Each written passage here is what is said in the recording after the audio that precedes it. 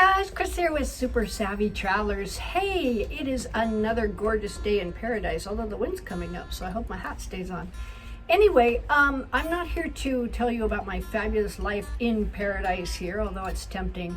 I am here to tell you why buying a €1 Italian house, likely a bad plan. And I'll tell you all the reasons why and all the things you need to look into. I'm not saying don't do it, but what I am saying is you have to be super duper prepared, and I wouldn't do it. Okay, so the first question is, why, Chris? Why is it such a bad idea to buy a €1 Italian house? And I'm speaking generally. Some people have done it. They're happy with their purchases. God bless them. The first thing I would look at is accessibility in the towns that are offering these €1 Italian houses. Now, many of these towns can be difficult to get to. And if you've never driven in the hills in southern Italy, you have to know it's very different than what you might be used to in the United States. I mean, you're talking about thin roads, you're talking about bad roads. There's one little area between San Nicola, Scalea, and Santa Domenica Talao. We call it La Strada della Vergogna because it's the street of shame. And the reason it's the street of shame is because it's a horrible stretch of road. It's between San Nicola Arcella, Santa Domenica Talao, and Scalea. Nobody wants to fix it. There's a little spring that goes under the road. So even when they do put asphalt over it, which they did a few years ago, in a matter of months, it's all chopped up and worse than no road at all. And in fact, some of the potholes go all the way to China, I'm sure. And they can just destroy your tires, just shred them as you go over them. So you have to be super careful on that road. But you're talking about there may be strips of road like that just going all the way up to these hill towns. You don't know. That's the first thing I would look at. How accessible are these hill towns? How hard is it to get to them? In addition, how hard is it to get out of them and down to a hospital? And where is the hospital? Where are the facilities? Where are the services? All of those types of things you really have to look at in terms of living. But for a vacation home, it's still important, but not as important as if you're going to actually live there. That is the first reason that I would probably bypass a €1 Italian house. The second thing I would think about is, why are they selling these houses so cheap? And usually they're selling them so cheap because nobody wants them.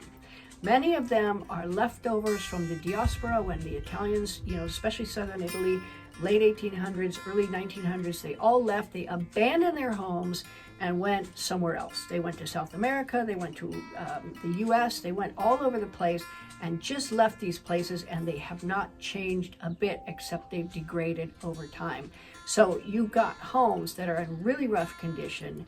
They're in places that may or may not be inaccessible, and nobody wants them, which means there's probably no rental market in the area where you're looking to do your €1 Italian house. And resale might be out of the question. Now, there are some exceptions. I know that Davo and Carl Pierre have gone over to Musomelli, and they have done a lot over there. Musomelli is very hot, but people are not actually buying the €1 Italian houses. They're buying what's called premium houses for very cheap and that sort of thing, which is a whole different thing.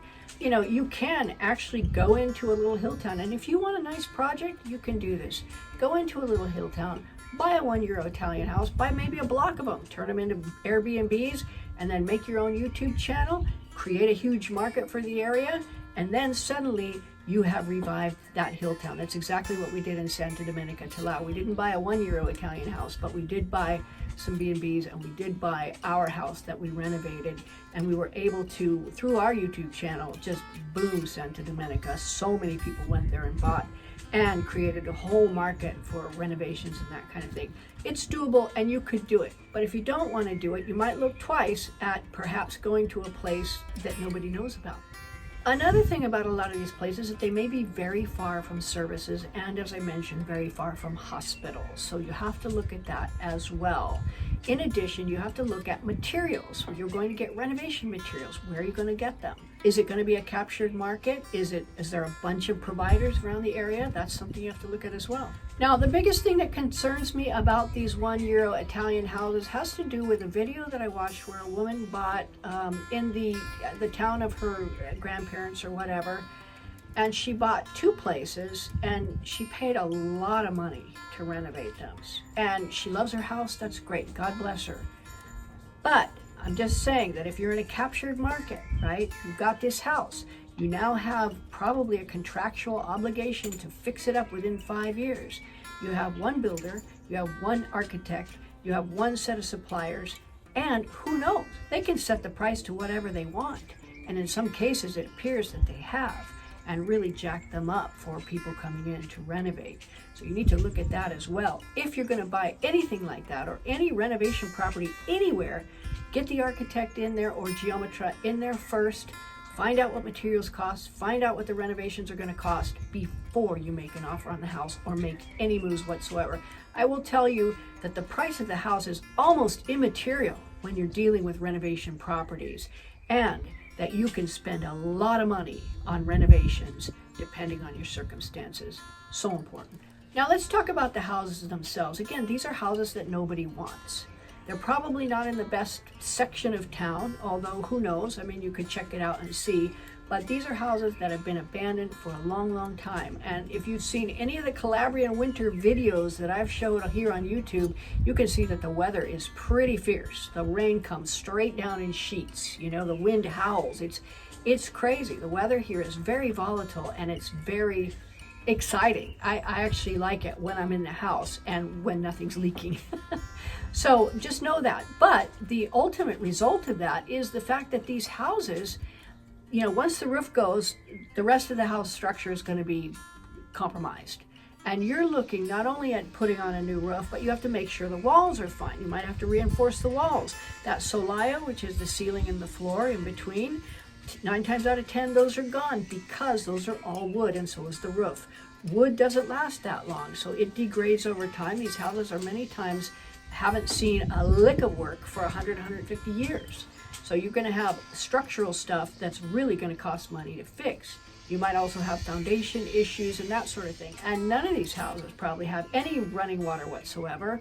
If they do, you're going to have to redo all the plumbing. You're going to have to put in electrics a lot of times. Maybe they have some electrics, but you'll have to redo them. And you're going to have to put in heating and air conditioning and all that other stuff. It's not going to come with any of those things. And sometimes it might not even come with running water. Now, another thing that I want to say is that I know a person who bought a house. She bought a very nicely renovated house in the historic center. And the area above the house was not hers, and it was a ruin. And the roof had caved in. So guess what? Water was coming through the walls and into her beautifully renovated apartment.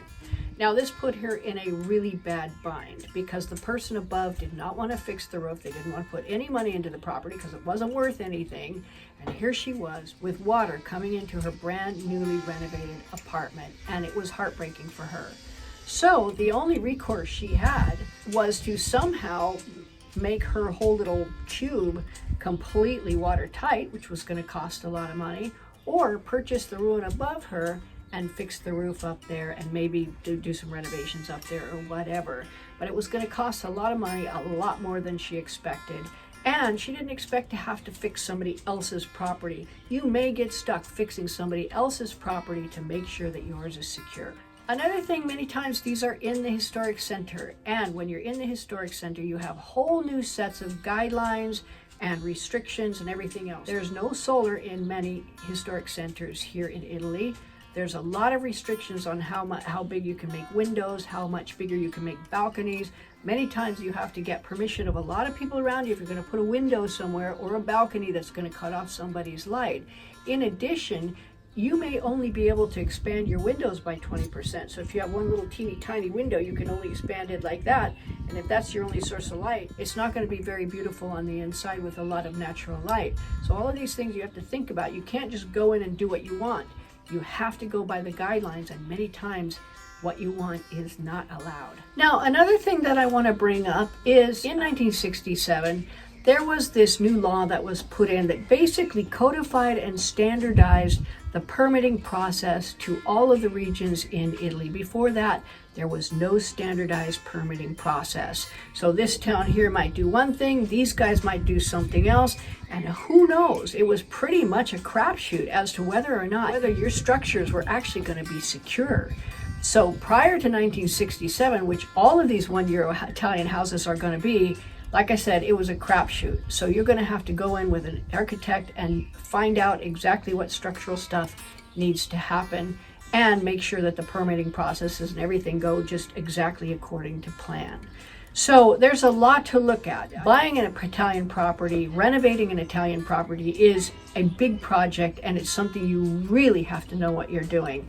We see so many things happen, and we sidestep so many things because of the professionals that we work with. But if you're going in blind and you're just, here's my €1, well, guess what? It could be a massive money pit, and it could be a huge headache. It could sour you on your dream of coming to Italy forever.